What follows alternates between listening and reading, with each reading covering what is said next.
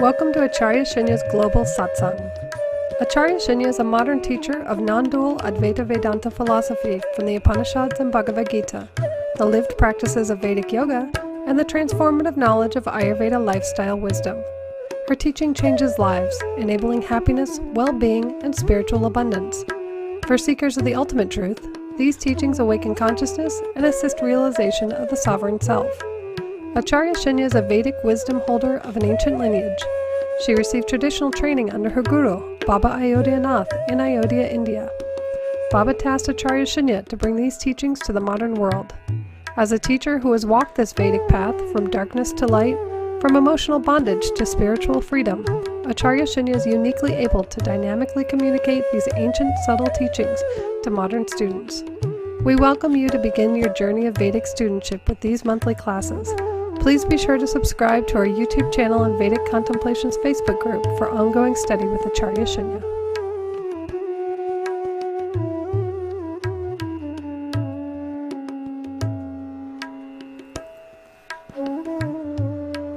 Welcome to my Global Satsang. I am glad that I am addressing all of you in April 2020 when our planet, our world as we know it, is being deeply challenged by a pandemic caused by an invisible virus. I have been receiving your messages, your requests, your emails, your little heart signs requesting, and that you want to know more about how to deal with this using Vedic wisdom. And I am ready. In fact, I have been sharing more and more through different platforms what the Vedas have to say about such situations. And I invite you to join me on this journey that we take together month after month. So in the beginning, what I'm remembering is a mantra, a beautiful mantra. Mantra is a collection of words, significant sounds. It's a package. And when we chant it, our own consciousness becomes illumined. But to chant it, we should also know it's a deeper meaning. Mantras are not merely sounds. They don't work only with the sound, but they also work with the bhava, the meaning. So I shall explain to you both. You may be familiar with it, but I'll also help you chant it.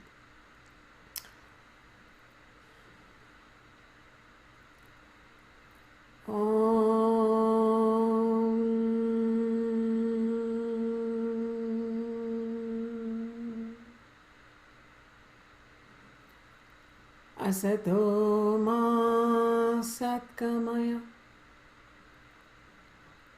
tamaso ma jyotirgamaya, mrityorma mridamgamaya. Om Shanti Shanti Shanti. Om peace, peace, peace. Peace to me, peace to you, and peace to all beings. This ancient mantra from a very ancient Upanishad or a Vedic text, the Brihadaranyaka Upanishad, is telling humanity something very significant, something that we should all know at this time. And what is it? It is saying, it is a reminder to our own self. May I journey from what is not real to reality. So may I journey from any delusions, illusions, and self-deceptions that I have bought into the plane of truth, reality, and what is the isness. Then may I journey from darkness to light, tamas. From tamas, may I move towards sattva, towards light, jyoti, a flame of enlightened knowledge. What does that mean?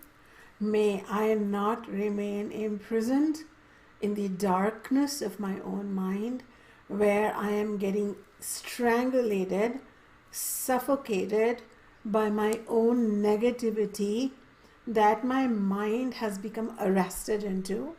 And from that darkness, may I forge a path forward, holding on to whatever wisdom I can receive, that I am fortunate to receive from elders, from parents, from teachers, from traditions, and move forward into a very clear place of light, so that I can know what part of my mind is accurately telling me what I should be believing, and what part of it is simply imagining, it's spooking itself into a place of panic and fear.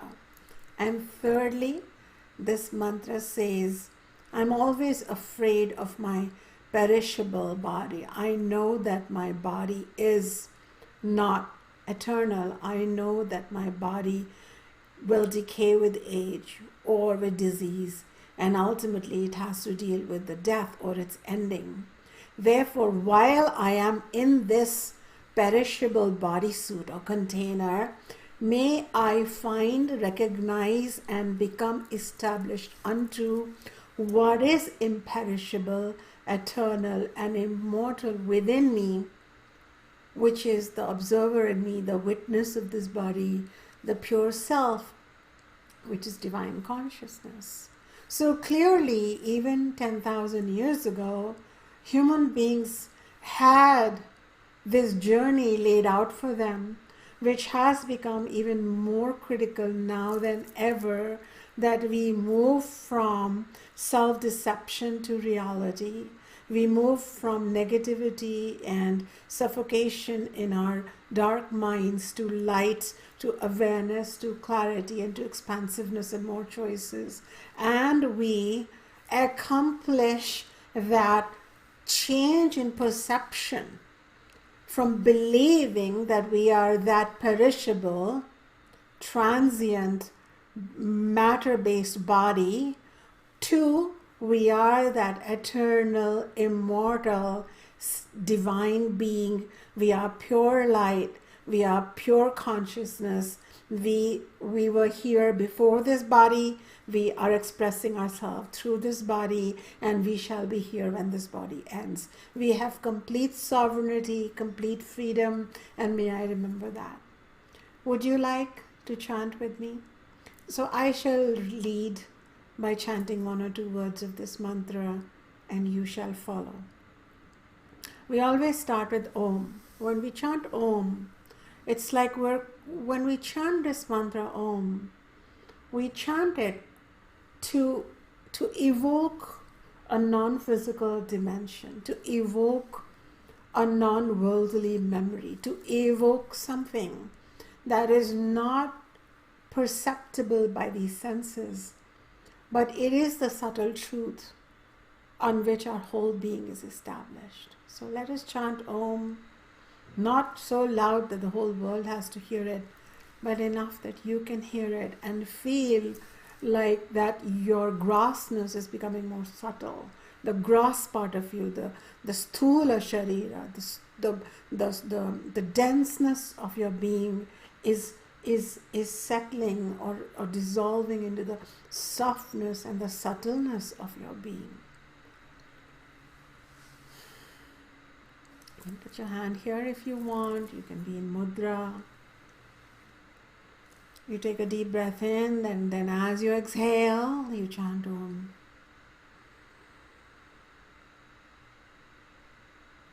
And then as you inhale, remember, I'm a spirit being, okay?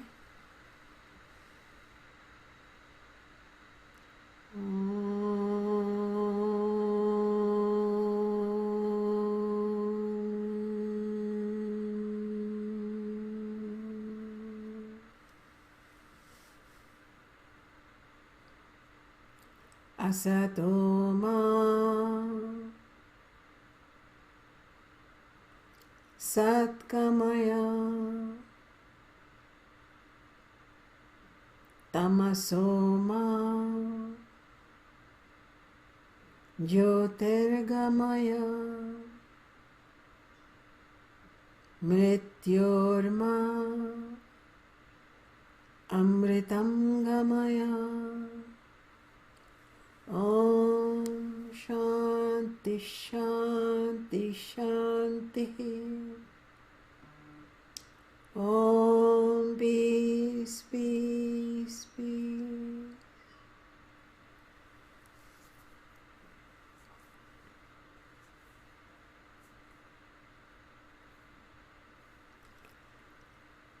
Let us decide not to be superior in our spiritual path, but be real. Superiority versus reality. Choose reality every single time. What does this mean? What this means is that when we are faced with challenge, when we are faced with individual challenge, collective challenge, fear of disease, fear of death, fear of loss, fear of the impermanence that is taking over our being, which had settled down with little bits of permanence and feeling like we were secure, and then everything got threatened and thrown in our face, and we were told that despite our technology, despite our science, despite our buildings, despite our skyscrapers, despite our flights into the space, we are impermanent. Fear comes up. Now, most spiritual traditions begin with telling us that equanimity is important, and they are not wrong. The Vedas, the Buddhist teachings, the Zen teachings, the Jaina teachings, the Sikh teachings, and you name it, teachings from the Western tradition, the Christian teachings, every teaching ultimately wants to remind us, be it an institutionalized religion, be it simply spirituality passed on from an ancestor to the new generation, it doesn't matter. Every spiritual teaching ultimately wants to remind us of our higher capacities, and to be equanimous, and to be peaceful, and to be still, and to be okay in the face of adversity is definitely possible. It is definitely a goal. I will also talk about it, but not first, before telling you, let's choose reality over superiority. We don't want to show how superior we are with our spiritual intelligence if we are not real. This happens to a lot of spiritual people, that we put our spiritual chin up. I don't need your Vedic chin up, your Buddhist chin up. I need your heart to feel what it's feeling. Because the heart, is the doorway to the soul, not the mind alone. The mind supports the heart, in the sense that if the mind and the heart are not aligned, in fact, when the mind and heart are aligned, it is known as the spiritual heart. Just the physical heart is not enough. The mind and the heart have to align. They have to understand where we are heading. But you cannot separate the heart and the mind in a spiritual journey. And you definitely cannot imagine that you are completely okay until you reach a place of okayness in a genuine sense. In today's journey, I want to talk about not bypassing our fear, not bypassing our sorrow, because it is normal for us to feel this sense of regret or grief. Someone asked me recently, Shunya ji, how do I know that I am suppressing my feelings? How do I know that I am not feeling everything that I should be feeling? Because I'm feeling quite a bit equanimity too, because of your teachings, and because I've spent some time with it, and because I spent some time meditating and contemplating too. But how would I know that I've really, moved into what I'm calling today the zone of reality and not the zone of superiority? And how do you know that? You will know, my dear, that you have somewhere suppressed some genuine emotion that came up of fear, of anger, of sorrow, of and this sense of this hollowness that comes up. It's a kind of an emotion that comes up when we perceive impermanence. It's a purposelessness that comes up. These are all states and feelings that should be coming up right now. So congratulations if you're feeling them. And how do you know that you have bypassed them or you have quickly skipped them somewhere? Because of your intellectual understanding of what it means to be equanimous in a spiritual tradition. Typically, the first thing you might want to notice is if somewhere you are a bit irritable. When we don't process what we need to process, especially grief, we tend to become a bit irritable. Write to me if this makes sense. You write, yes, irritable. You might also feel a bit like you will notice that you tend to be getting obsessed with something outside you, whether it's the news channels, whether it is telling the whole world how to be okay, because you're okay, but you're like a bit overdoing it. Or you're cooking up a storm, or you're cleaning the house non-stop, cleaning the corners you shouldn't be cleaning. Means what I'm trying to say is that you might find that your mind is not settled into the lotus of your heart, maybe dropping or shedding a few tears. It's too busy trying to stay busy so that it doesn't have to feel what it should have felt. And there is this crankiness, this irritability that will come up. And you may be really good at masking that too, but right now in a satsang means sangha, the company of the higher truth, of your own true being. And right now, in all honesty, you can say, am I really with my feelings, or am I choosing to be superior with them? But the reality may be that you feel it. And how do you feel your feelings? How do you do that? It's like, I remember I remember coming across a book, a cookbook, which said, and the title was, I believe, How to Boil Water.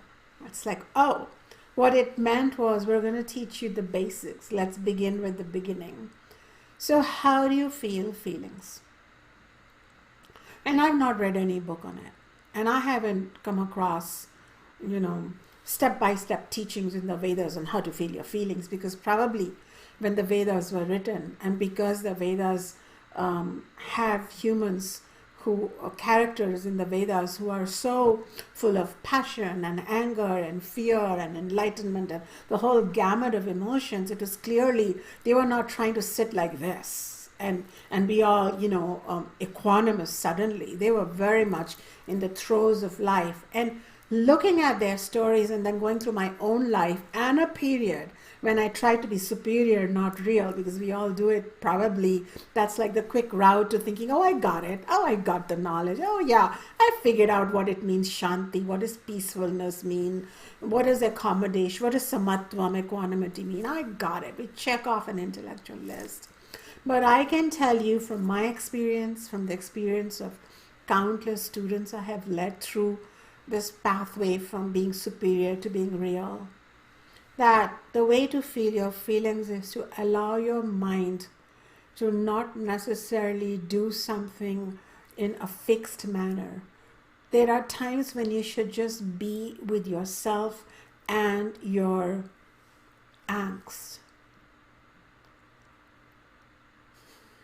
It might mean threading through that little anxiety that you feel here or in the pit of your stomach, and very curiously, like an observer, going in there and being with it. If you want, I shall lead you through this. Why don't you decide to trust me for the next few minutes? You may be trusting me, but I'm talking at another level. Trust me as something that the universe has orchestrated to be coming towards you. Probably you didn't even have a choice that you are listening to me and my voice right now, whether you're listening to this live or catching this later, what if there was a greater housekeeping, a huge universal intelligent mandate that in this moment of timelessness you would be listening to my voice? So it is when you trust my voice, you're actually trusting the will of the intelligence. And this will of the intelligence is asking you to just lay your hands flat wherever. Be really comfortable, or intuitively you might want to touch your heart, your stomach. Close your eyes like this. Whatever you feel. Wherever you feel somatically, more than intellectually, when a baby cries, it's crying so much, it is in so much agony. All it needs is to be held by a loving elder. It might be a mother. It brings tears to my eyes because I'm grateful to every adult who has safely held every child. This includes animal mothers and fathers too. When they nuzzle their young ones, all we really need is physical touch, even before we need speech. Can you, the adult part of you, nestle and touch the child part of you that's always there? So you will know where you want to be held. I often want to be held right here, right here. I love it. See, I'm familiar with it. Are you familiar with those parts of you? Earlier I would get this sensation more around between my belly button and my chest. But now I get it right here where I want to be held. What if you just trusted my voice and decided to touch yourself in a comforting, soothing manner? What if you allowed whatever discomfort that was there, which is a non-vocalized distress? There are no intellectual words around that. Feelings exist below the surface of speech. That is why they have to be accessed with a quiet mind. Yeah. Go ahead and just be with that. You don't even have to name the feeling right away, because there may be so many waves of feelings. When you go into the ocean, and you may have become an expert in oceanology and you know all kinds of waves, but when you're in the water, you just have to get wet. Why don't you let your feelings wet you? And what that means is that you will feel. Feeling is not intellectual. Feeling is connected with each and every cell of your being. There is a non-vocalized knowing which may or may not have a tag. I'm angry, I'm judging, I'm raging, I'm mad. All that can come later. Right now, you just want to be like a child was crying, didn't know if it's hungry. I've raised a child. I know my son is now quite grown up, but I know that there were times he would cry and he didn't know if he's hungry, if he wants to go party, if he wants to be held, if he wants his teddy bear. He didn't know anything. All he knew was that his ocean was turbulent. And I would come in and soothe him and be with him. And just being with him with all my attention allowed him to be with his own ocean, and that helped calm him down. This is called, in my vocabulary, being with the ocean of your feelings. May you be wet. May you be wet with all the water of your feelings. Tears may come up. Your heart may feel like it's relaxing. Your breathing may slow down. Your stomach that was clenched up might relax. It is relaxing. Your shoulders that were tight may soften. This is what happens when you willfully enter the ocean of your feelings. If you stay with it and frequently hang out on the beach and enter the ocean of your feelings through all this time when you are at home, for people who would watch this video way later, they should know that the planet is on the seas of a pandemic and most humans are staying in their house, what is known as a lockdown. May this lockdown may be the pathway to your liberation, because the feelings lockdown is not healthy. It is not even normal.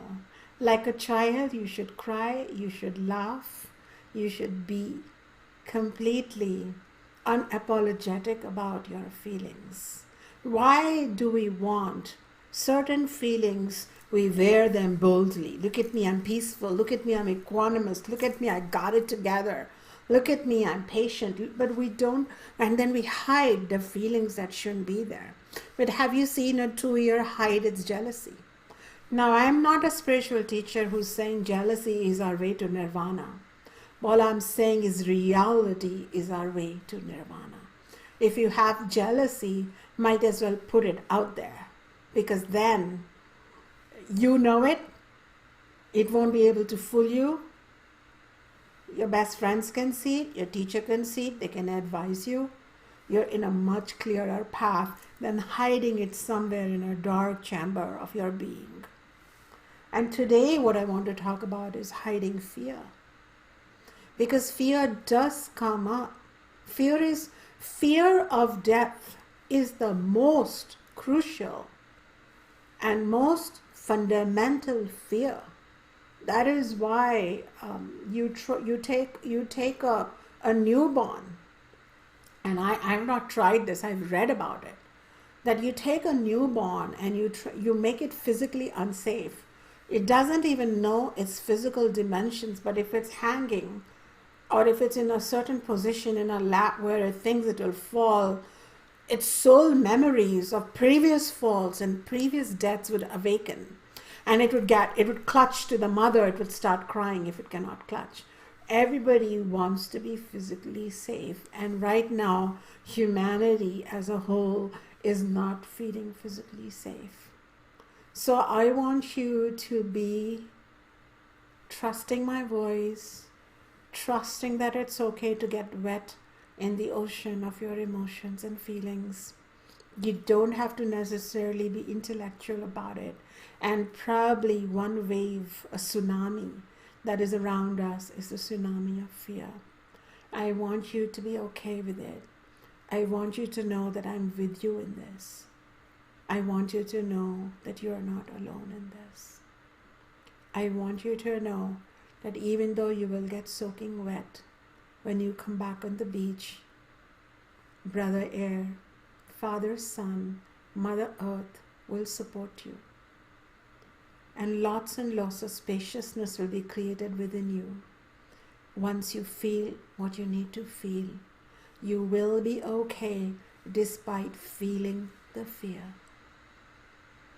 Feeling the fear is not giving in to fear.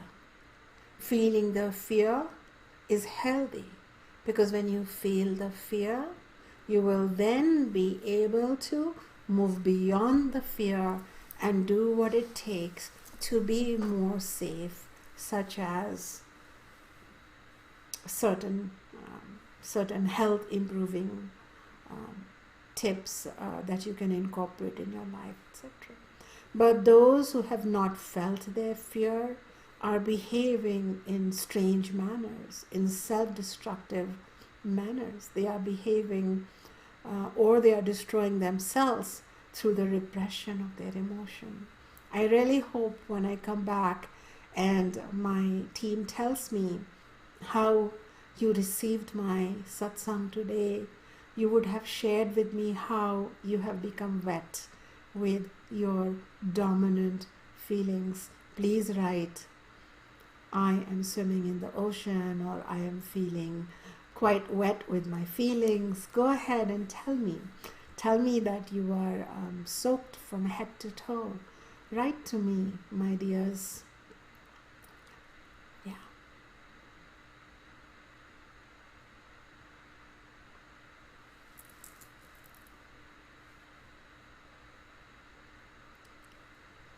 When I come back, I'm going to tell you why we are afraid of disease, decay, and death. And I shall be teaching you from a very eminent teaching by sage Patanjali from 2 BCE to 2 CE, somewhere in that period.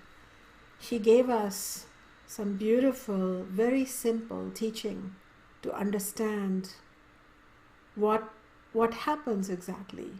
And knowledge is medicine. When you have that knowledge, it shall help you overcome the fear of death.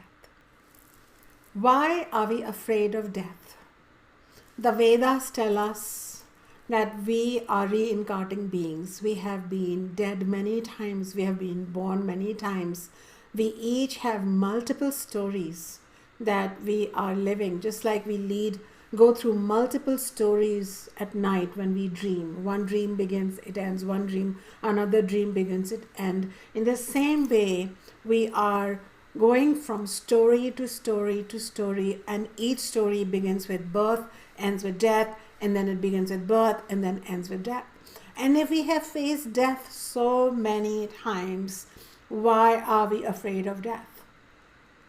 This is a question we should ask anyway, not because we are dealing with a disease, a terminal condition, or we are dealing with a pandemic or an epidemic. We should ask this question of ourselves because the fear of death underlies all kinds of fear. And when we start leading fearful lives, we're not able to then live when we are living. We're not able to be joyful, powerful, empowered, creative, happy, having a blast like we should. We should be leading flamboyant lives, but we lead diminished lives, afraid lives, because somewhere at the back of our mind, very deep down, though we're not conscious of it, at a subconscious level, we're dreading that death. And when we are faced with a time when the death is more in our face than others, because at a time, I'm teaching this or I'm talking about it at a time when our planet in the year 2020 is dealing with reeling under a killer pandemic. We're all holed up in our houses, and we're all holed up in the burrowed places of our dark chambers of our mind, scared of dealing with death. Now, I could talk more fun things, but I think it's time to talk about this right now. And we go to an interesting text of yoga psychology, the Yoga Sutras, by sage Patanjali from 2 BCE to 2 CE, who gave us a 5-point understanding of how we, who are inherently eternal beings, immortal spirit, pure awareness consciousness that does not see death and does not go through birth, but a part of it gets reflected into a story, becomes really scared. It all begins with this great understanding put forward by sage Patanjali. Those of you who've been also studying the Bhagavad Gita teachings I've put out on my YouTube channel, those of you who have been my students of Vedanta, Yoga, Ayurveda, for the last decade or more through my wisdom school, Vedika Global, will find all the teachings very familiar, because I may remind you that the Yoga Sutras are not an original teaching, and even the sage Patanjali makes no claims for it. But it is a beautiful compilation of the larger Vedic tradition in which this Yoga Sutra was compiled. And so he says the first reason that you are feeling so much fear is because of avidya. Vidya comes from the root word vid, which means to know. And it's not ordinary knowing. It's not the knowing of, oh, do I have potatoes in my home or do I not? It's not the ordinary knowing of how much money do I have in my bank or not. It is a knowing of who I am.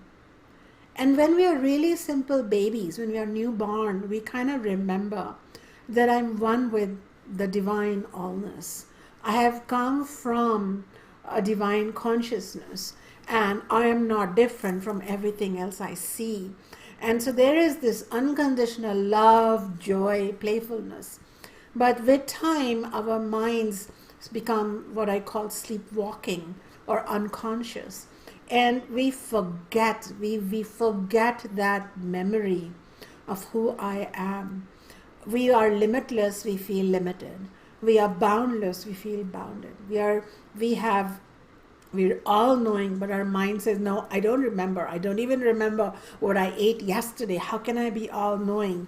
And so then we become what we believe, and we become self-limiting, self-sabotaging personalities, each one of us. And this is not something you can control. This is, according to the Vedas, a cosmic nuisance, a cosmic spell that is spreading from mind to mind. So the opposite of vidya takes place, which is known as avidya. Another word for avidya is maya. It is a state of being where we don't even know who we are, but we are busy trying to buy land, claim our territory, create our legacy. We don't know who we are. We don't know why we are here. We don't know where our loved ones have gone away after they died. It doesn't matter. But in that little short span of time, we try to do everything and be immortal through everything, even have children to prove our point, create pillars and write our names on them back in the ancient days. And nowadays we try to be immortal by creating other ways, through media, through technology. We try to extend ourselves. We freeze our eggs if need be. We do what it takes to be immortal while knowing that, this body will decay. So there is something we have forgotten. We can't connect with what is imperishable within us. We then get very invested in making the perishable imperishable. And we do that because our knowledge is all contorted. And this is known as avidya. Due to avidya, so the sage says, avidya, asmita, raga, dvesha, abhinivesha, kleshaha. So this is the sutra, this is the teaching in the second part of his 4-part teachings. And the second part is asmita. What happens as a result of spiritual forgetfulness is asmita. Asmita means a sense of I, asmi, but it is a wrong I. This I is based on your race, on your color, on your family. It's an egotistic, it's an ego-created I. And this I has nothing to do with I am an eternal being, I belong to whatever is eternal. No, I'm a perishable being, but I belong to this family, I have this much money in the bank, these are my assets, these are my weaknesses. And we create this sense of a very limited I. And we write down to our zodiac sign, right down to which gym we go to, right down to, do we have friends or not friends? Were we betrayed? And we have our traumas and we have our wounds. And if we don't have family wounds, we can borrow collective wounds of our community, like, oh, my community has been ostracized, or my community has been traumatized, or my community has been killed, for centuries by racist, racism mongers. So we create this entity, and this is asmita. And this asmita, this creation of a very fragile entity, is as fragile as its thinking, or as strong as its thinking, because it is based on thoughts. It's not based on reality, it's based on thoughts. So if it is based on reality, it's a whole different thing. So therefore our thoughts change our being, they change our health, they change our emotion, they change how much pain we have, how much inflammation we have, whether our immunity will go up, will go down, because it's all based on asmita, because there was avidya, wrong knowledge, led to a wrong personality. Then the next two is raga, dvesha. What begins here is we start wanting to, we become attached to whatever will make us feel stronger, bigger, better, expanded versions of ourselves. That is known as raga. Ragaha. We become, raga comes from ranj, which means colored. We become colored. If we think that a certain person in our life makes us look good, we'll hold on to that person, forgetting our own being. If we think a certain job makes us look good or make us feel more secure, we'll hold on to that job and totally neglect the creativity or the hobby that wanted to come out of us. So we won't lead our lives from truth. We lead our lives from false attachments known as raga. And on the other hand, we will be very averse to whatever makes us insecure. Like right now, we are very averse with the virus. We are very averse with people we think that have caused us this problem. So we have dvesha. We are very clear. We don't like and we like. We have totally forgotten that at a state of, in our true self, we are all one. We've forgotten that. We're leading this drama from this avidya, leading to asmita, leading to pulling towards you, raga, and pushing away from you, dvesha. And all this craziness, we forget that deep within us is an invisible power, a presence. Connecting with us would make us instantly relaxed, instantly more powerful, instantly have better immunity, instantly have better love flowing through us, instantly have everything feel a little more okay. Because and even at the time of death, when this body is being taken away from us, whether it is a virus that attacks us, whether it is an old condition that gets us, whether it's a tree that falls on us unexpectedly, we shall know that I am not dying. I'm just quitting that body suit that I had taken temporarily in the wink of an eye. What feels like 80, 90 years is really a wink of an eye in timelessness. But we forget that. That was something my grandfather had remembered. So when my grandfather, my Guru Baba, it was his time to leave the body. And I've shared this with countless students who I've met personally. And when this topic comes up of death, I remember he had his regular day. He got up in the morning, he combed his hair, he put oil, he massaged his body because he was a teacher of Ayurveda, Yoga, Vedanta. He meditated, he chanted, he used to clean his own room and he used to wash his own clothes till the last day. So he had all these disciplines that he had. And then people were roaming around and going in and out, and my father was about to leave the house. And he said, now nobody shall leave because it's time for me to leave. And then he sat in a lotus position, chanted Om, opened his eyes with a smile. He left. This is how he left. He dropped his body. And he took care of it till the last day, like he was going to live for another decade. You know why? Because this body was his temple. And he didn't clutch to it. He left it in the...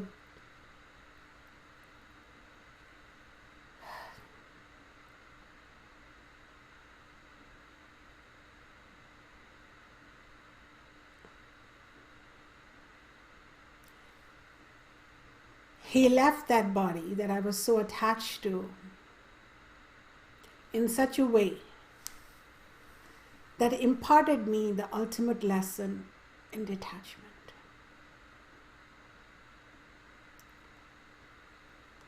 But when we don't have knowledge and we go from avidya, wrong knowledge, to asmita, creating a afraid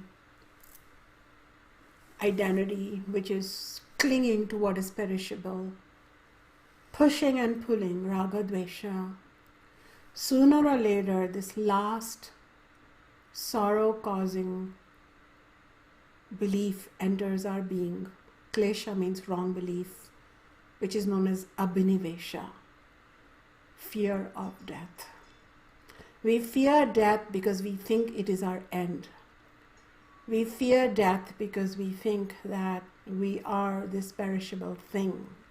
Unfortunately, there are also traditions or religions that have said so, that death will be the end of you. But if you have trust in my voice today, then let me tell you that I have trusted the voice of very ancient seers who didn't sell this knowledge, he didn't push it on anybody, who did not convert people, who did not penalize people for not following it. They simply said, this knowledge helped us become enlightened and liberated from our own fear of death. May you benefit too. Sarve bhavantu sukhinaha, sarve santu niramayaha, sarve bhadrani paschantu, ma kaschit dukkha bhat bhave. What they were saying was, may all beings be happy, may none be sorrowful, may none suffer from the disease of forgetfulness. This is our prayer for all beings. Sarvesham swastir bhavatu. May all beings know the truth and have well-being. Sarvesham shantir bhavatu. Have peace. Sarvesham purnam bhavatu.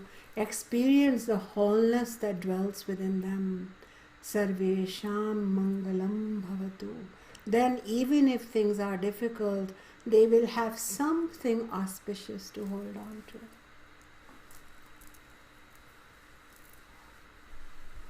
You may wonder, if we are dealing with death and the fear of it, should we be talking about death?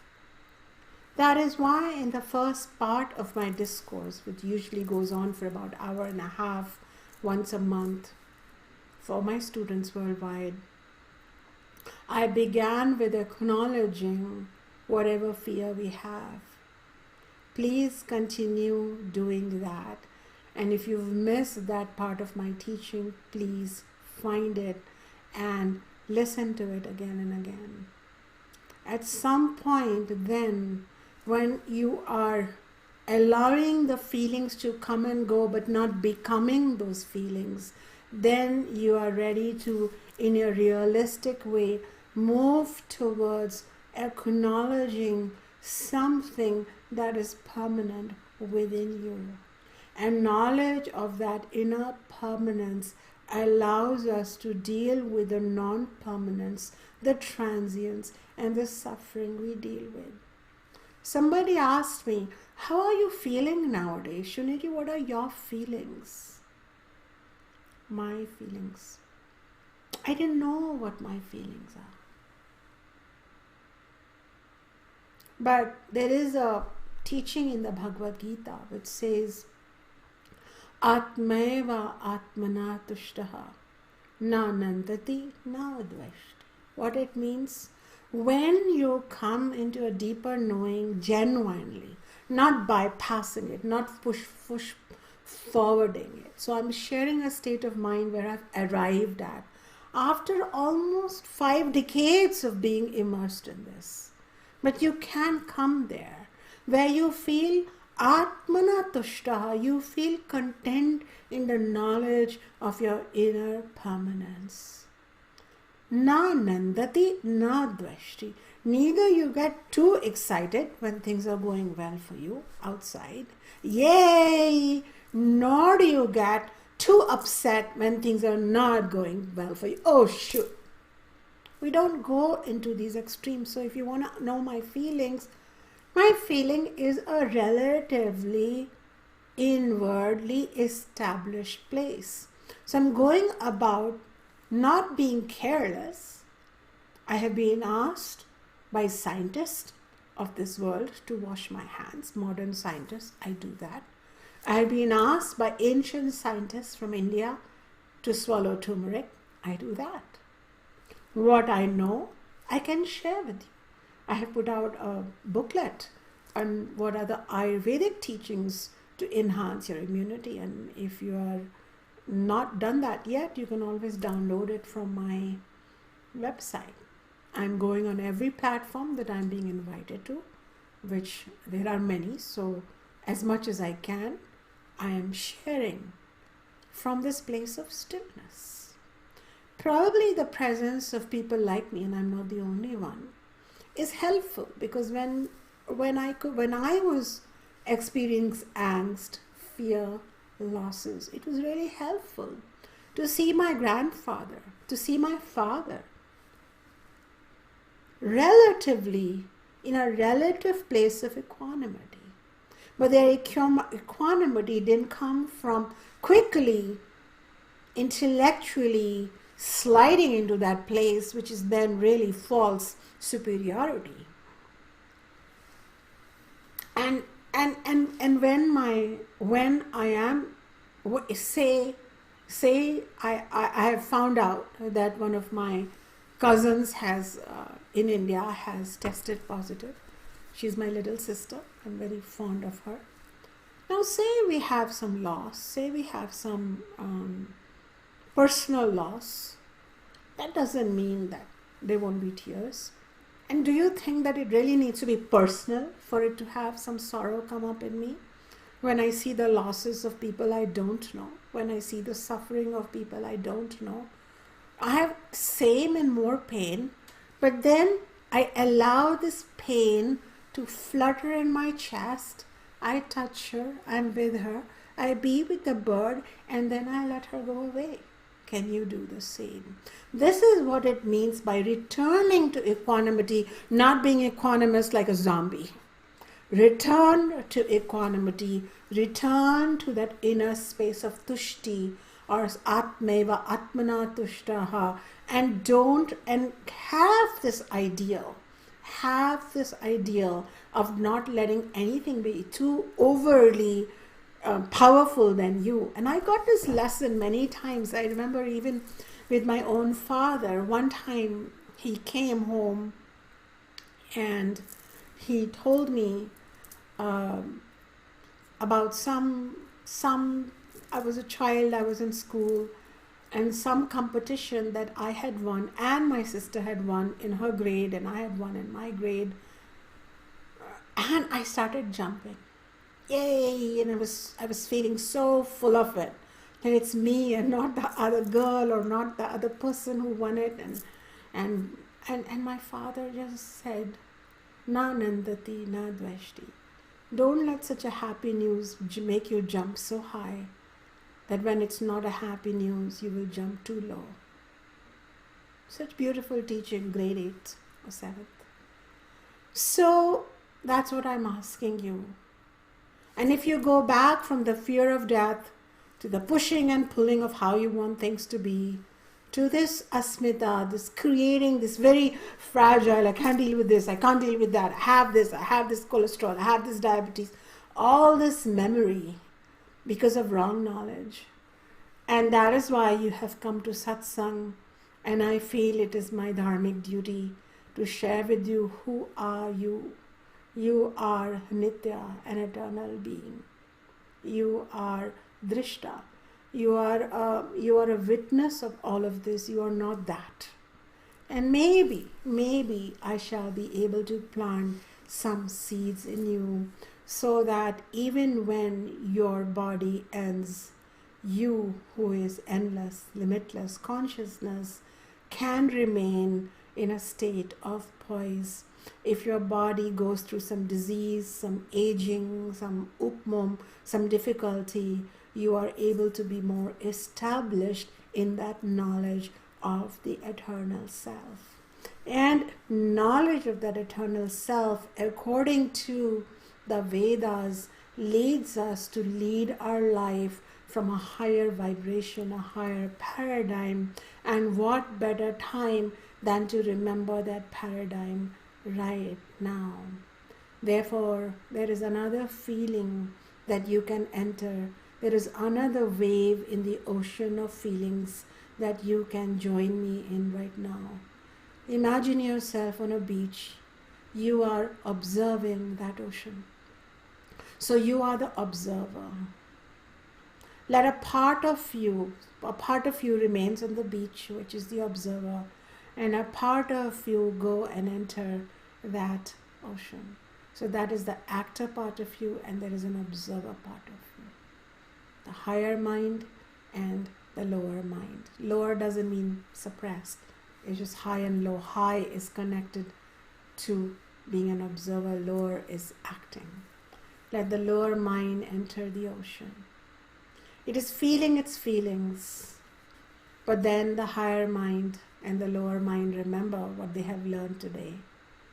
And now they experience a feeling which is known as bhava of their own true self. It is known as Atma Bhava. May you now be getting wet in remembering your true nature, your spirit nature, your limitless, expansive nature. As I talk to you, it's a non-vocal feeling of expansiveness.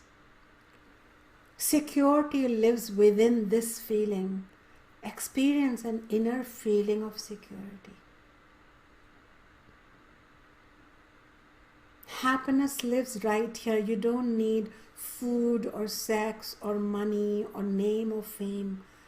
This happiness, it's amazing. It's just there. It was with you when you were a newborn too. It's right there. This is Atma Bhava, the feeling. Feel your deeper self. Feel as if health is increasing in your body, in each and every cell. This is a great meditation if you're dealing with any other illness also. This is how, despite being diagnosed with a genetic condition, accident, falls, inflammatory conditions, I could become pain-free because of what I know. So you don't have to enter the ocean only to be fearful, which is important, because if you don't feel your feelings, you can't come to this place. You'll be faking it and you can't fake it.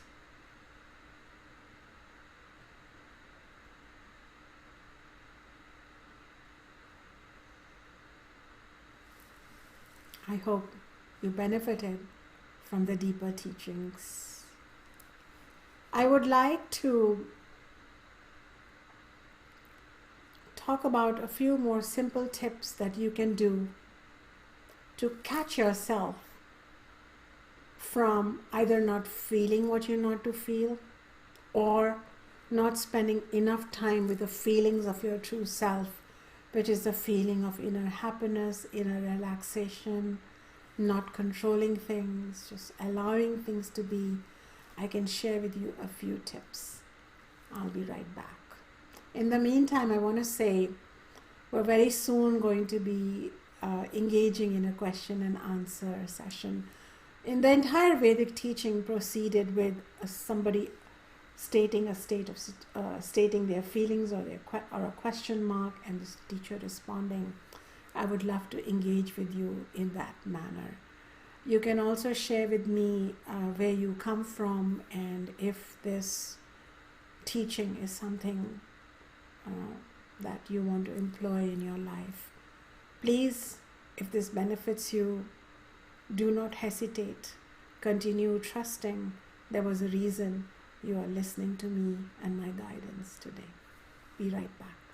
We are discussing how we can remind ourselves of our true spirit nature. We tend to forget, we become worldly beings, and we become very identified with what we can see, which is our body, what we can notice, which is our thoughts, but we don't tend to see who is seeing, the seer, the observer. Who knows? If you are aware of your body, you can't be the body. If you're aware of your thoughts, you can't be your thoughts. If you're aware of your feelings, you can't be your feelings, then you are that awareness. And how do we go back to that awareness?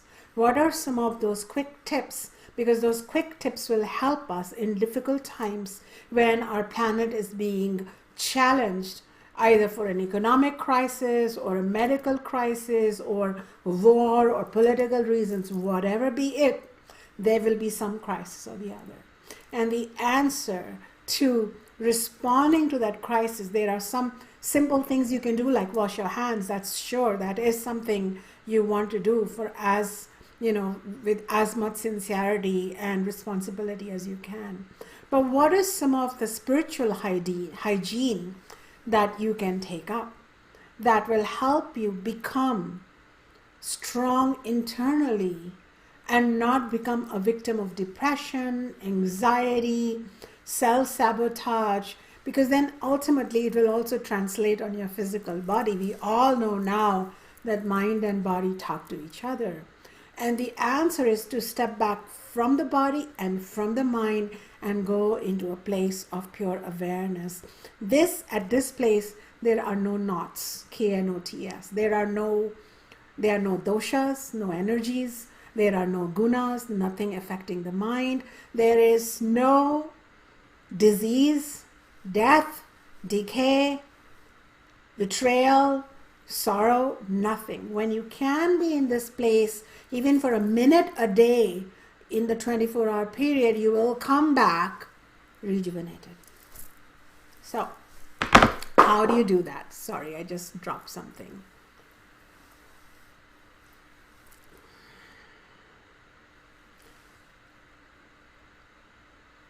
There is a path of knowledge, higher knowledge, known as Jnana Yoga. I'm a teacher of that, from the Vedic text called the Upanishads and the Bhagavad Gita, which is the most popular Upanishad, by the way. It teaches about the true self. So one way you can have awareness is by cultivating a knowledgeable thought. And so we can come up with a statement. So you could rewatch my entire teaching. That's what I would do. And sit with it.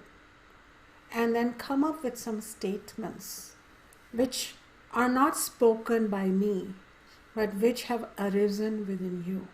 For example, something that may have arisen within you is, I am not the body, I am not the mind, I am not my thoughts, I am not my feelings, I am the awareness that is aware of the body, mind. So I am pure awareness. So you could create such a thought, but it is not like a random mechanical thought that you scripted and you're reading out and it has no meaning.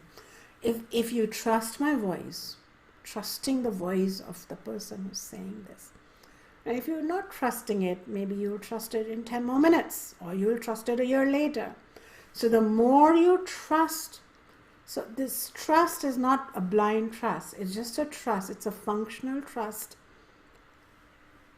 Bring your 100% to this functional trust, because I have nothing to benefit if you do this on your own. So that's one reason to trust. I'm not asking you anything. I'm giving this to you because it worked for me. It's from that same spirit of the Vedas that Vedic teachers come out and teach.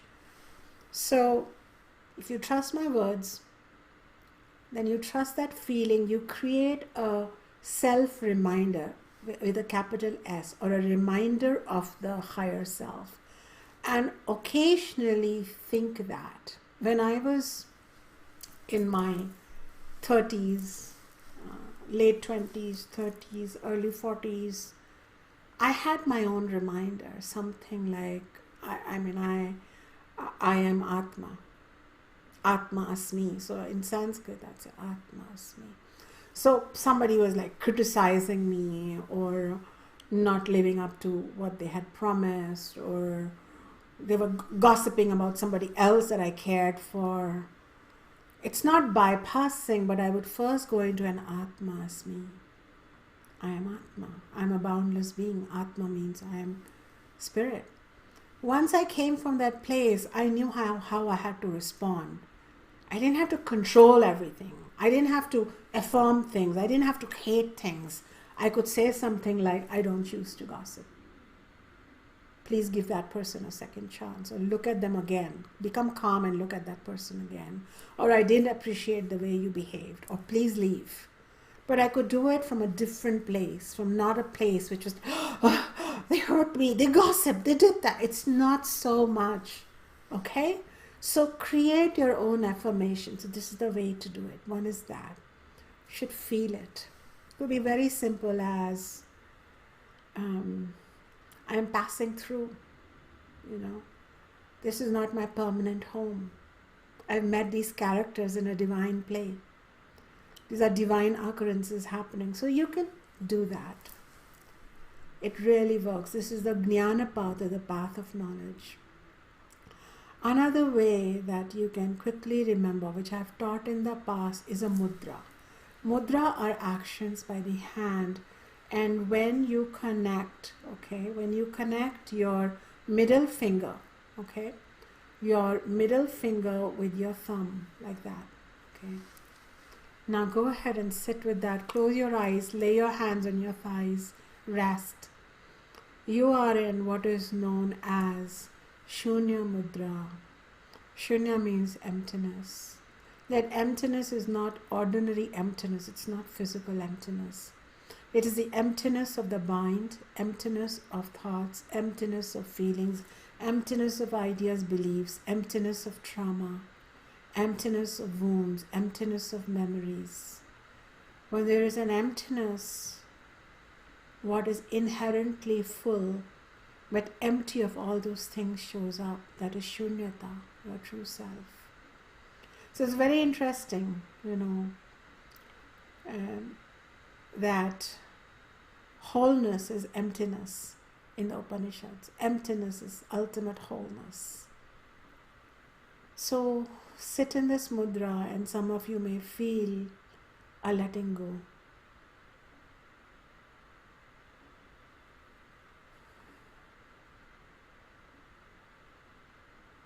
A relaxation due to emptying out of what you were unnecessarily carrying. Even if you have been tested positive for a certain viruses that is become a pandemic on our planet right now, go ahead and sit in the Shunya mantra and empty your body of that virus. You are reaching a place where you are completely a spiritual void. This is where Buddhism and Hinduism meet, where emptiness is wholeness, wholeness is emptiness. This is one way to do it. Another very simple way is to look at the eternalness of nature. So you will see that everything comes from the soil, blooms, drops, goes back to the soil. Then it comes back again, then it stays, then it goes back again. So there is clearly something eternal that the soil knows. So you can say the soil is the self of all the plants. They have a life, these are the bodies, they come and they go back. But life continues to live in the soil. These contemplations help. Sometimes you can remove a tree, but with water and sun, it will come back again. Something will come back, or it will grow through another stump. So life continues to live. That is the eternalness. While there is impermanence on the top, there is permanence underneath. I had written a poem about how a river is always changing on the top. She's always new, she's always youthful, and she's fearless because she knows that I'm completely still underneath. So this stillness in you, these contemplation will help to look at nature, to look at the river, to look at the sky, how clouds change the sky, but that sky itself remains unchanged. In the same way, there is an unchanging part of you that supports all the changes. The difference between happy people and unhappy people is healthy people and unhealthy people. Successful people and unsuccessful people is somehow one set of people know about something unchanging within them. And this is, you don't even have to study Sanskrit or know the Vedas to know this. There are countless examples right here in America. Even of Steve Jobs, for example, who gave us our iPhones and everything. And he went through so many ups and downs, but there was a part of him that kept showing up. He believed in himself somewhere at a deeper level, even when he was thrown out by his own company at one time and then rehired. But somewhere there was something in him that must have allowed him to transcend or to go beyond those ups and downs. okay? Whether we see Oprah Winfrey, or we see so many examples that I can't even tell you, where there are others who have one failure, one difficulty, and we're like, okay, this is it. Now I'm never going to come out of this. Any trauma recovery really comes from a place of a non-traumatic place that we find in ourselves. And from this non-traumatic, non-broken, unchanging space, whether you call it source, whether you call it spirit, whether you call it God consciousness, Goddess consciousness, Atma, Brahman, Buddha space, doesn't matter. Technical words don't matter. Again and again, seeing that there is stillness that supports action, there is immortality that supports mortality, is important. And Shunya Mudra reminds us to go into that and empty out all the fear and the wrong beliefs, and you know how avidya, asmita, raga, dvesha, abhinidivesha, all of this whole thing just gets spelled out. And by the way, in case you're joining me now, these words are from the teachings of Yoga Sutras, Yoga Psychology by Sage Patanjali, which I have talked about in a previous session, and you might want to catch that. And then what I'm saying now will make sense. Another really simple and quick way is to simply begin breathing. Yep, breathe. It is said that the breath and your thoughts are connected. Prana hi somya manaha. The prana is your mind. So if you're breathing like shallow breaths, when we are not inward, shallow breath, quick thoughts. Deep breaths, quieter thoughts. And you need slower thoughts, otherwise you can't even read through them. You can't even say, this is unreal or real. Am I being superior and pretending to be superior, or am I real and finding my way to a superior dimension inside me?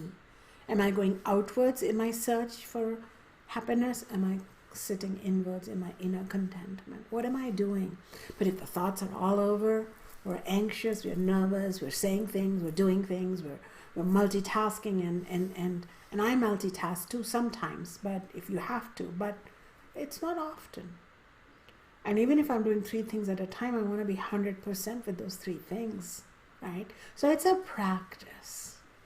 I am enjoying my life through its ups and downs, and I invite you to be with me and countless other teachers from my tradition who have found a way to sit in their own inner stillness.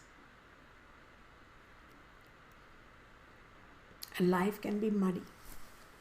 As someone and a great Buddhist teacher has said, I don't remember his name right now, but no mud, no lotus. So it's in the muddy area that lotus grows. So if your life is right now, due to the pandemic of COVID-19, feeling very muddy, may you grow the lotus of inner illumination. With that, I would like to come back for questions and answers.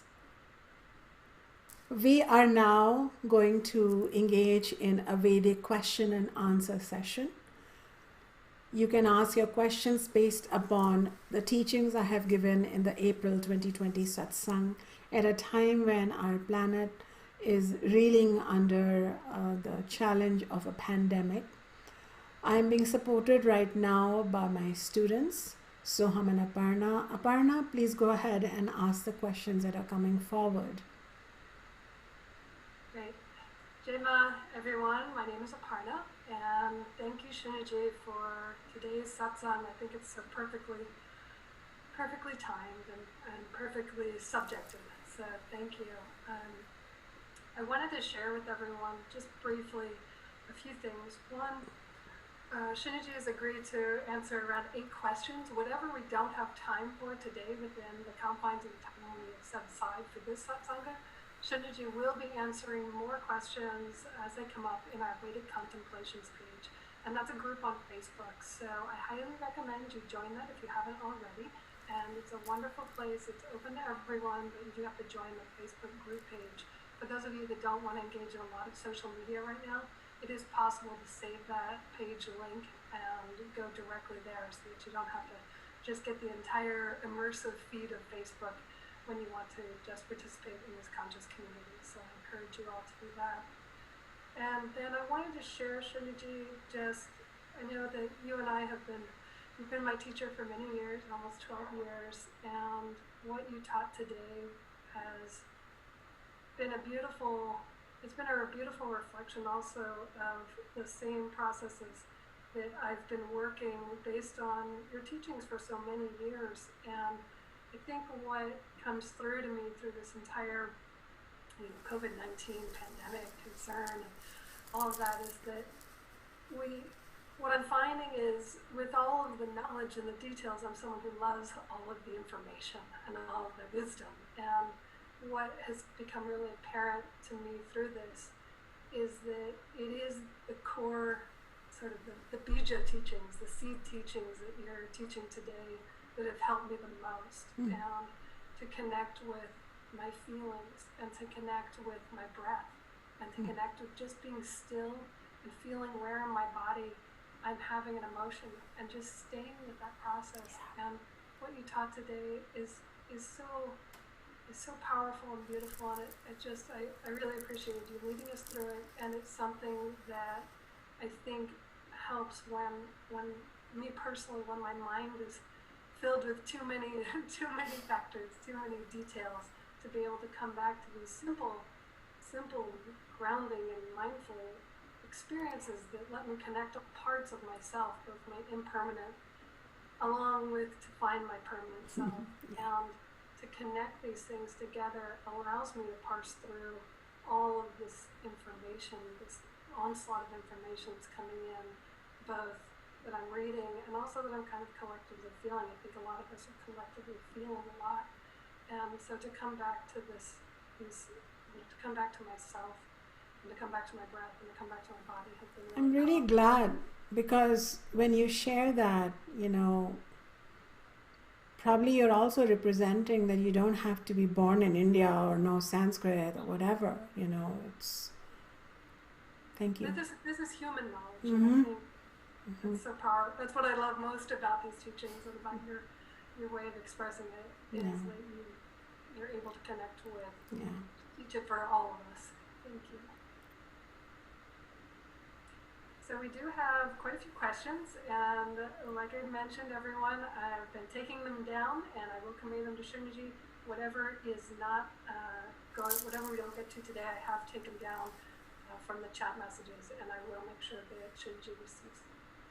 So the first question is, as love is not a feeling but your nature, could you please elaborate on the depth of feeling around love? Around love, yeah. If you watch the entire satsang, then I mentioned how there is a kind of feeling known as Atma Bhava, or these are the deeper feelings, the deeper waves. Once the top waves settle down and we keep going back, plus we have this knowledge that I'm spirit. This knowledge is critical piece to enter the ocean of feelings. You will encounter the state of love. But you see, though yourself is the state of love, it is the light, feelings are the way you experience it. And you will feel this sense of self-love. And this self-love is like a sense of self-worth, self-esteem, self-okayness, self-resilience, self-acceptance. And it will also flow out in the form of more cheerful demeanor, like a real demeanor, not a pretend demeanor. And you will be more loving to others. And what does that mean? It doesn't mean you're going to be stupid in your love. It just means you're going to be more forgiving, forgive a little more, understanding, more judicious, more supportive. So love brings the best out of us. And so love you shall find when you enter the feelings which are more deep and connected to your state of being. They will include love, they will include a sense of worth, they will include this inner feeling of expansiveness, not narcissistic expansiveness, which is all very crazy, but a deep sense of like, yeah, yeah, kind of feeling. So I hope that makes sense to you. Thank you, Shunya. Second question, which you basically addressed, but is how do I balance feelings of being okay yet not spiritually superior? I feel okay, and at the same time feeling I am my feelings and the collective feelings. How do I stay balanced when I go into these feelings? I think you're doing a good job, probably. Your question feels like you're being discriminate, you're discerning. Like I said, I gave you some clues. If you find that you have this sense of nervousness or irritability, or you are like seeming to be your mind seems to want to distract you, then you might be probably being a bit superior and not being enough realistic. I came up with this from observing my own life. So when I get like irritable, my irritability, I can feel it. It's like I can feel like there is, like all my nerves are kind of not, flowing with the juice of life. And I tend to want to do something to. Now I find myself like, oops, I'm escaping something. Oops, I'm avoiding something. Then maybe I'll go for a walk and my partner will say, oh, shall I come with him? Like, no, I want to be alone. And it might take me, in the past, it used to take me days to figure out what am I avoiding. Then I had to get in there and be wet. And nowadays, it's just like I sit down and I go, oh man, I'm available. I'm back in my ocean. And sometimes some tears may come up, a memory may come up, a concern may come up. It's clear, I come back, I'm normal. So it's a moment-to-moment thing. And it's not like, oh, I'm a teacher, so I'm just beyond the need to ever go feel my feelings. No, it's a human thing. We have to go there.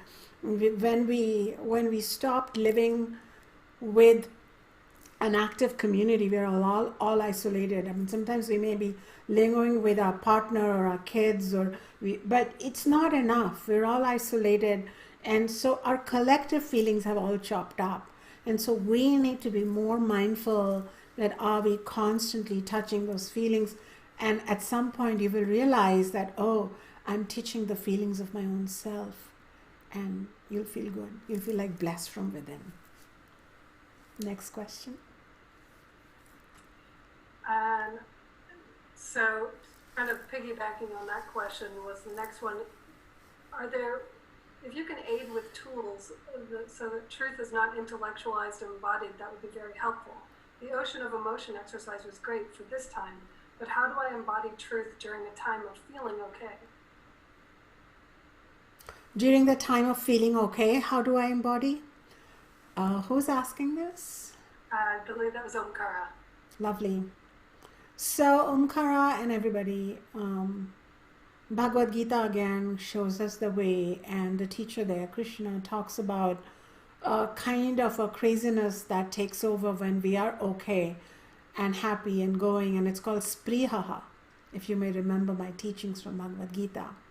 And sprihaha means a desire for more happiness, and now I want this, and then I want that to work, and then we become discontent, and then we again start pushing and pulling, and it's like and ultimately if you push and pull so much, something will crack, something will give way, something will break, something will come hit on our nose, and life will not go well. So I gave the example of my father saying, when I won a competition at school, some silly little competition, that don't get so excited when things are okay with you, and don't get so depressed when things are not okay with you. So the more you can contemplate on this, the more you can remember this, that my goal is to be more of an observer of what's going up in my life and what's going down in my life. That will allow you to come back. And I'm saying this from experience because I have experienced both. I've experienced highs and I've experienced lows. If you're wondering where was the spiritual teacher for so long, I didn't even begin teaching officially spiritual teachings until I turned 40, because I was dealing with exactly these things, that can I really live what I am even beginning to venture to give out. But this remembrance that I want to be relatively okay, some of my students who have seen me for very long, like Aparna, can vouch for my being relatively the same. And not dead, not boring, not passive, but it doesn't allow my ego to get arrogant when things are going well, or super self-deprecating when things are not going well. Kind of in between. It's called being real. Does that help you, Omkara?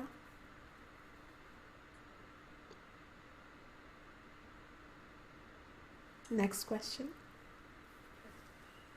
I feel this existential fear of death of my loved ones, not so much for myself. How can we really tap into these teachings without having first experienced the grief firsthand? It's natural to feel attached to our loved ones.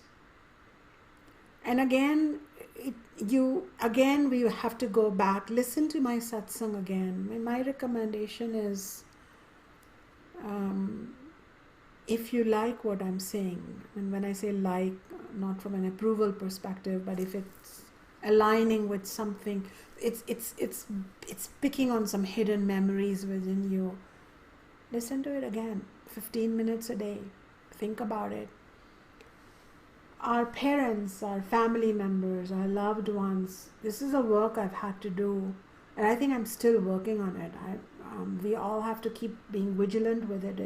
It's easy to figure out detachment for your own self, but just like we're attached to our objects that give us comfort, we're attached to the living objects in our life. But anything you see is what came to you, and it is attached to your body. Okay? So these were not your relatives prior to you being in this body. They will not be your relatives after quitting this body. We are all meeting up. That's why it's called Leela, a cosmic play.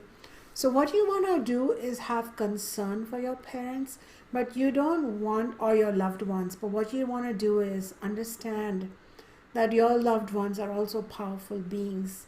They are also journeying and adventuring. They are also exploring this dimension, and they are not orphan souls roaming around. And that the Vedic system says that I am there. In fact, there is dwelling inside each one of us is not only our spirit dimension, but the God dimension also dwells in us, known as Ishwara. Ishwara is a gender neutral word. It's not a male or female anthropomorphic God. Ishwara is a all-knowing, all-pervading, omniscient, omnipotent principle, and it comes from the root word Isham, which means it lives. Isha means which is the inner controller, the inner master. And so Ishwara, this God, doesn't live in a heaven or in some mountain, but it lives in each and every cell of your being, and in all bodies and in all minds, and through all of us, through this whole existence, through the millions of galaxies that we know and we don't know. Ishwara is everywhere, and our self and Ishwara are one, but Ishwara is that dimension that's not just our master, but the master of all. And it says that Srishti, Sthiti, Laya,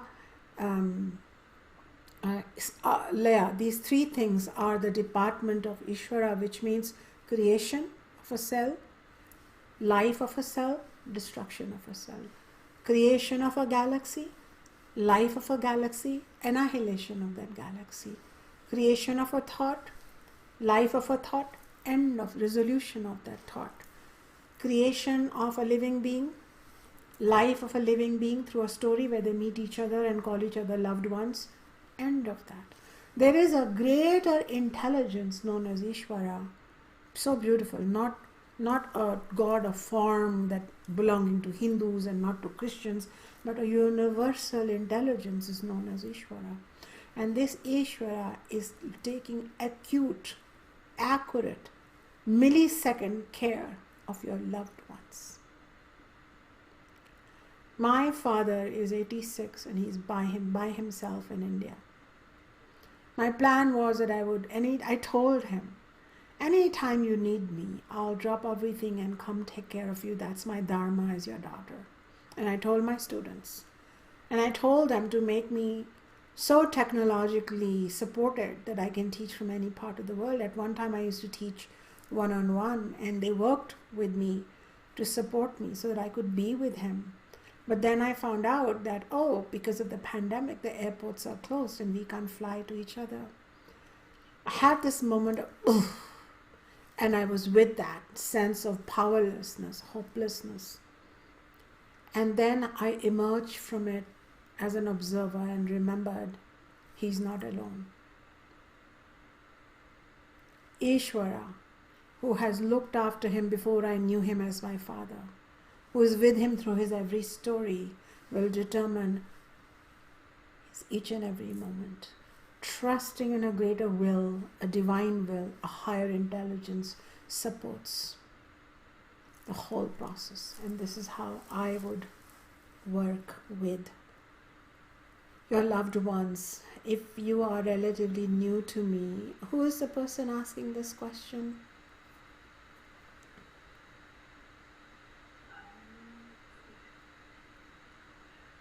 Anna. If you are relatively new to my teachings, my suggestion is, when we have moha or attachment to our loved ones, the only medicine is Bhagavad Gita. My students have put together the very important teachings from chapter 2, and chapter 1 is the kind of the beginning. Chapter 2 is if you've studied the chapter 2, if you heard it, you heard the whole Gita. Listen to it a couple of times, you will know how to deal with this answer, this question.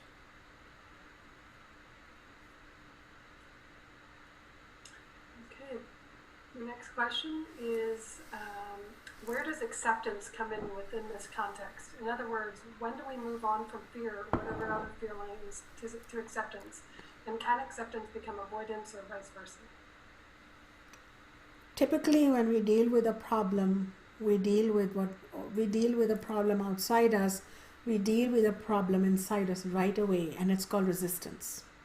It's a resistance to acceptance of what is. This is when our ego has not accepted the higher intelligence of Ishwara, a higher power, a formless consciousness that is looking after us, from which we come, we live, and we go back to. Our ego tends to want to control everything, and we don't have acceptance. We have extra acceptance for things we like, and we have extra resistance to things we don't like. So we have resistance, and then the problem with resistance is it leads to magnification of the problem in our mind. The magnification then blocks any memory of our soul that we have, of our true nature, and even problem-solving skills are blocked. We get caught up in a prison of negativity, which is magnified many times by the mind, and we suffer. And after a while, it also starts disturbing our body.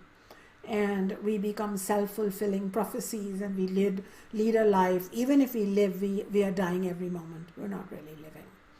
So I don't remember where I'm talking about it, but I would suggest that if this is the issue, I would suggest finding my teachings on greater acceptance, which I have here and there.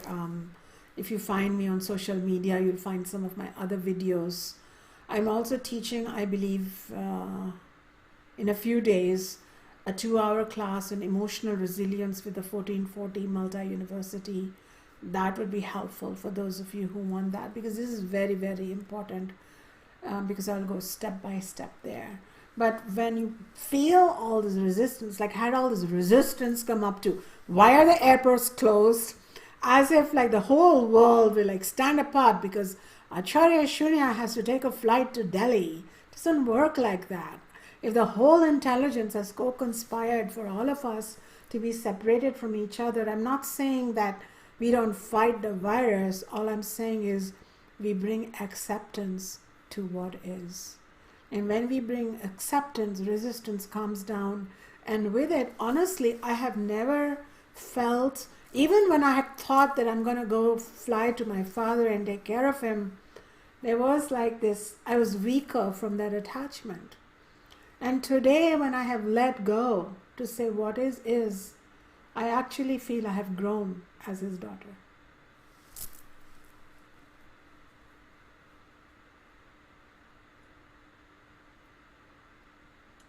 Right. What do you recommend for living in the sea of fear that surrounds us now? Sometimes I find the fear, pessimism, and negativity that is so prevalent to be a great challenge.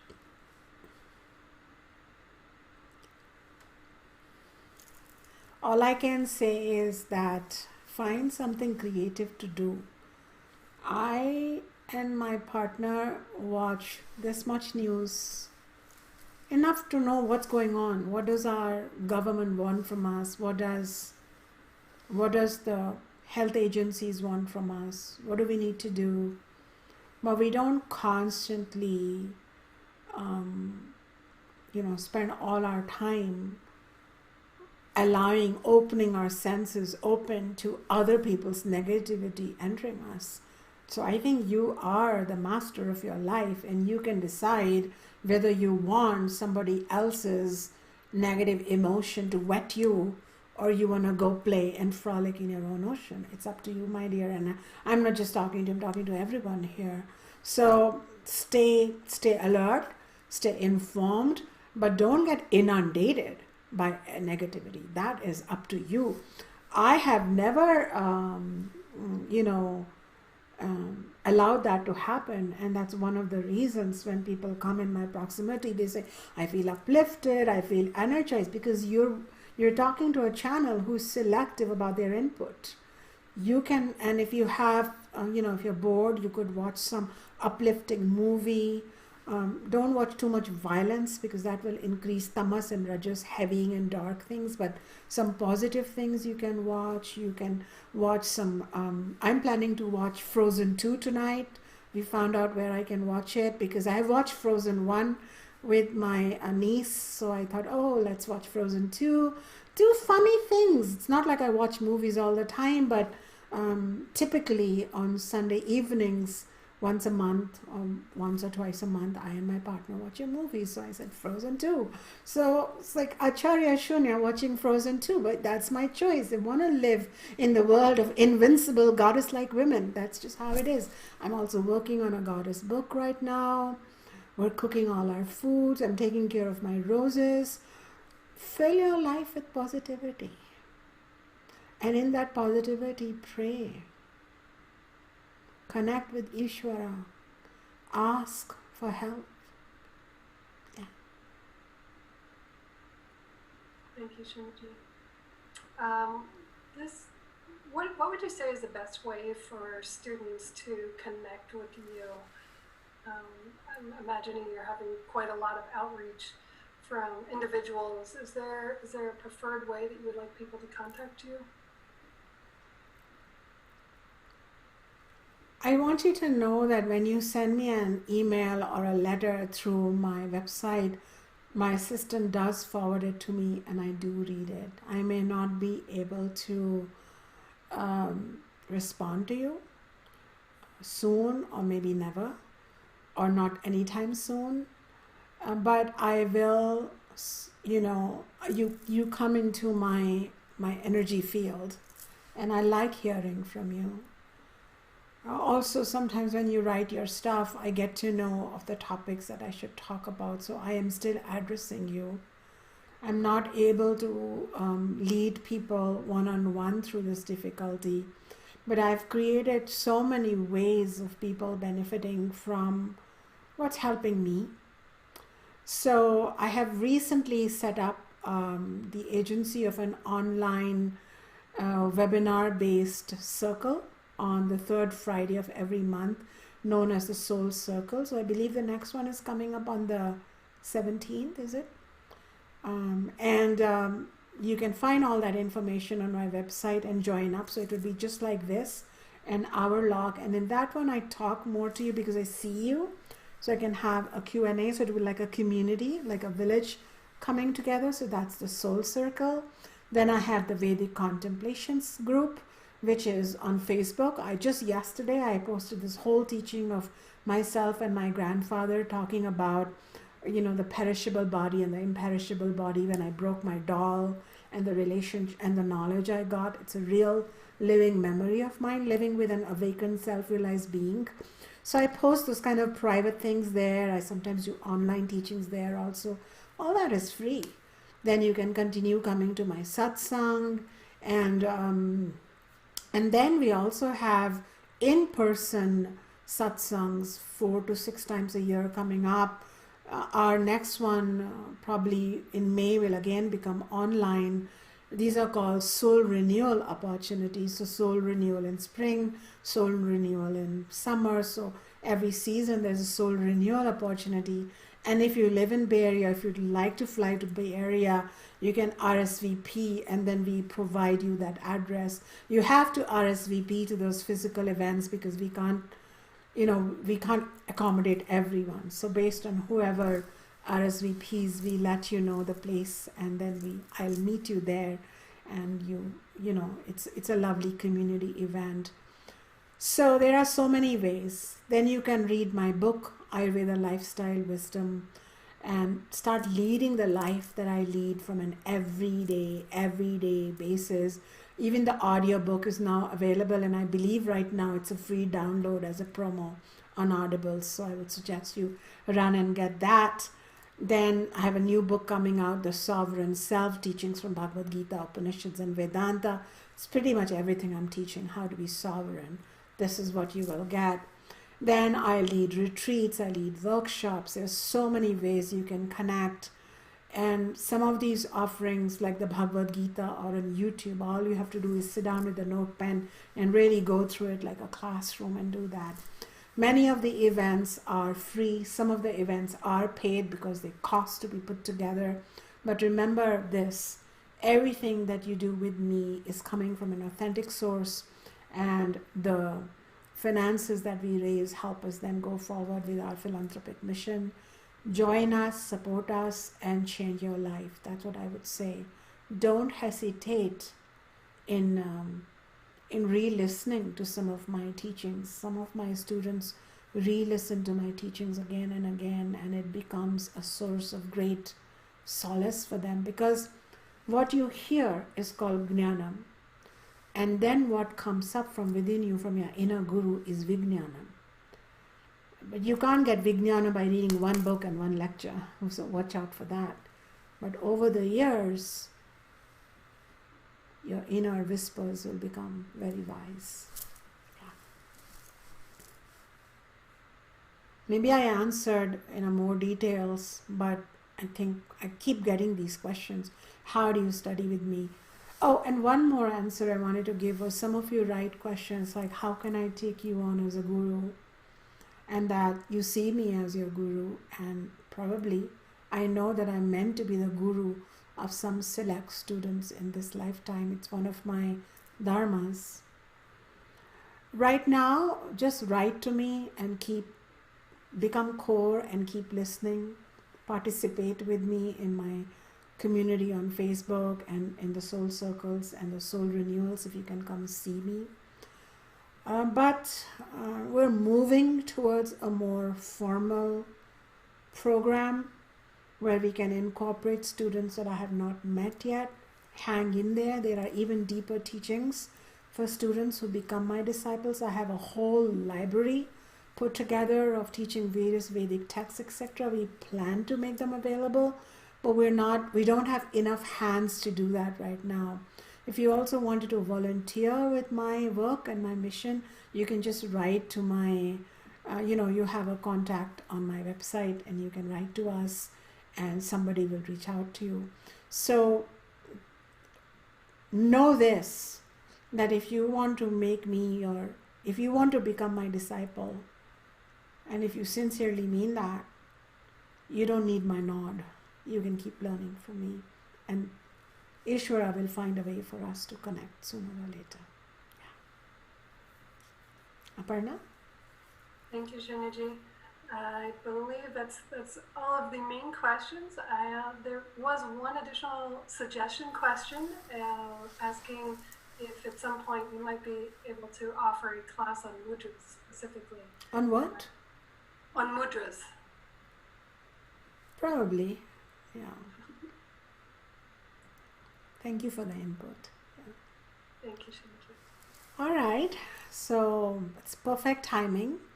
Thank you so much, both of you, for supporting, and to all of you for willing to be real, not superior, and then truly finding a perfect, beautiful, genuinely superior dimension within your being. A genuine journey, maybe a slow journey, but it gives us beautiful, sweet fruit. Thank you, everyone.